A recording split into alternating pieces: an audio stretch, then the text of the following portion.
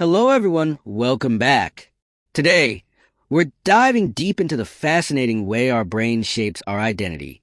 We're going to explore how our perceptions, especially those we build from our surroundings, shape who we believe we are and how we interact with the world. But here's the twist. Many of these perceptions aren't truly ours.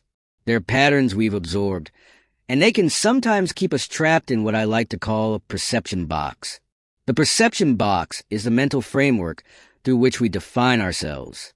For some, it might be the athletic one or the academic one, while others might feel boxed in by expectations or assumptions they've absorbed from family or society. So, where do these beliefs come from, and can we reshape them? From a young age, we start gathering observational knowledge, or information we pick up from simply watching those around us. Just as we might learn how to cook or navigate the streets by observing, we also absorb attitudes, beliefs, and self-perceptions from the people in our lives.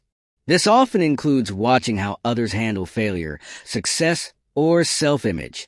For instance, if we see our parents being highly critical of themselves, we might start to mirror that self-criticism. However, these inherited narratives don't always serve us well.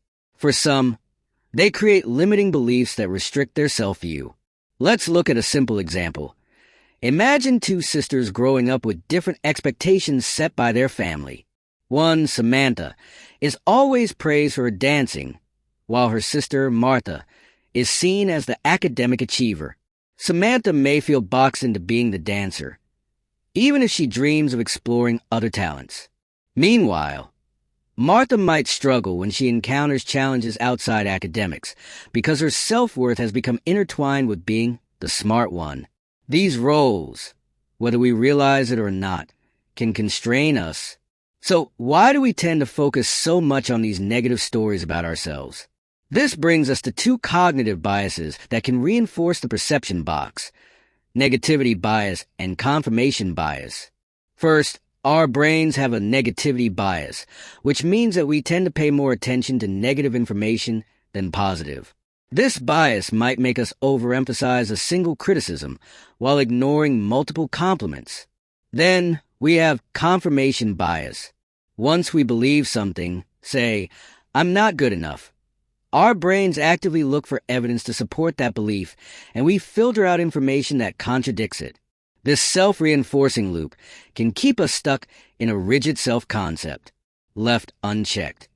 It shapes the way we interact with the world, reinforcing those negative narratives we hold about ourselves. But here's the good news. Our thoughts are incredibly powerful, and we can use them to change these narratives. One way to start shifting our perceptions is by focusing on small wins. I often ask people, "What's a win you had this week?" Most people begin with, "Not much happened," but as they start listing things, even little achievements like finishing a book or completing a workout, they realize there's more to celebrate than they initially thought. Recognizing these wins helps to build a more positive framework, allowing us to see ourselves in a different light. Why is changing these beliefs challenging? It's because of our neural pathways. Think of your brain as a network of roads. A deeply ingrained belief is like a well-paved highway. It's easy to travel, and your brain saves energy by defaulting to it. To change a belief, you have to start carving out a new path, which can initially feel like trudging through a dirt road. Over time, as you revisit this new belief, that dirt road becomes a smooth path and eventually as well-traveled as the old highway. This is what we call neuroplasticity, the brain's ability to reorganize and rewire itself. Another tool in our mental toolkit is metacognition, or our ability to observe and name our thoughts. When we identify and label our thoughts, "Oh, there's that self-critical voice again," we engage a part of the brain called the medial prefrontal cortex. This area helps with problem-solving and self-reflection and eases the pressure on our emotional brain, the limbic system, which often amplifies negative stories.